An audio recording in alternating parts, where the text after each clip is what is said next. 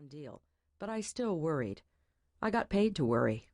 I raced to work like a madwoman. I should not have been in the least surprised to discover, when I made it to the library, that I had left the support materials for the charts at home. Instead of lunch, I'd just fly home as fast as I could, grab the papers, and fly back in time for the 2:00 meeting.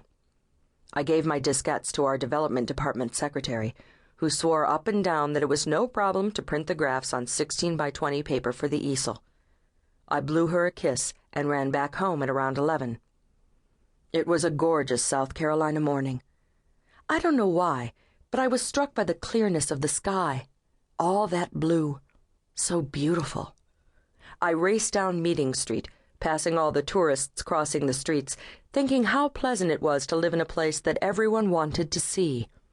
And Charleston is no cheesy resort. She is noble and grand. People came here to learn, to be enriched. Of course, my enthusiasm was tempered by the natural reserve with which Charlestonians have the good fortune to be born. I swung into my narrow driveway on Queen Street. I didn't even slam my car door, but left it open, intending to stay only long enough to get what I needed. I was already bounding up the steps to Beth's room. Somehow the family word processor had migrated there. When I heard the voices, I stopped dead. Someone was in my house. Someone was in my bedroom? "Oh, God!" I heard a distinctly female voice cry out. "Oh, my God!" Was it Beth? Was someone hurting by Beth? It sounded like someone having sex.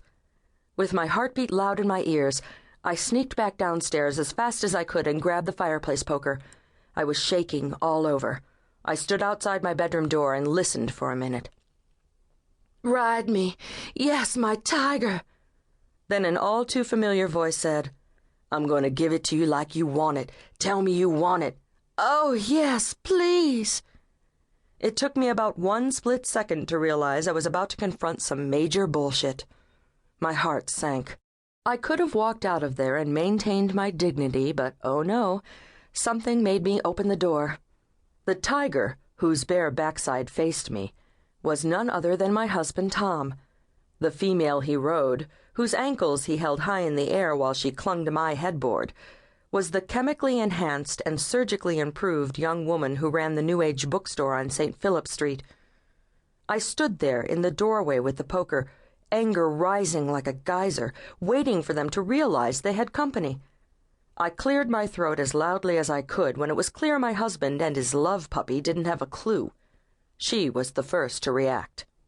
"Tom, stop! Oh, my God!" She scrambled to cover herself with my sheets.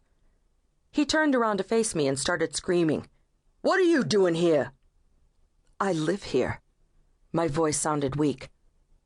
"I forgot some papers." "Well, go get them and close the door."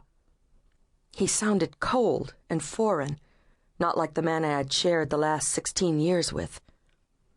His dismissal finally infuriated me beyond reason. "Get out of my house," I said, "both of you." I crossed the room and raised the fireplace tool over Tom's head. They were suddenly horrified and begged me to put it down. "Please, Susan, I can explain. Don't do this." Tom was pleading with me, and thank God I heard him. I would have hit them both, bashed their brains in. I dropped the cast-iron poker to the floor and began trembling. I'd never hit anyone in my life, and suddenly there was a raging murderer inside of me. "Get out," I said to her in a low voice. My heart pounded so hard I thought I might have a stroke. She slipped out of the bed, naked and wet with perspiration, her blonde hair all matted in the back from her tiger ride. "Go downstairs, Susan. Try to pull yourself together." "Really? Pull myself together? You're in my bed with this slut, and I should worry about how I behave? I'll tell you what, Tom Hayes. You get that cheap whore out of my house and get your ass dressed and downstairs in 5 minutes. If you can't give me the apology of your life, I want you out of this house today. Is that clear?" I didn't even know if he answered me. I slammed the door so hard behind me that it thundered all over the house. I don't remember going to the kitchen or lighting the cigarette I found myself smoking a few minutes later. I heard the front door close. Silence.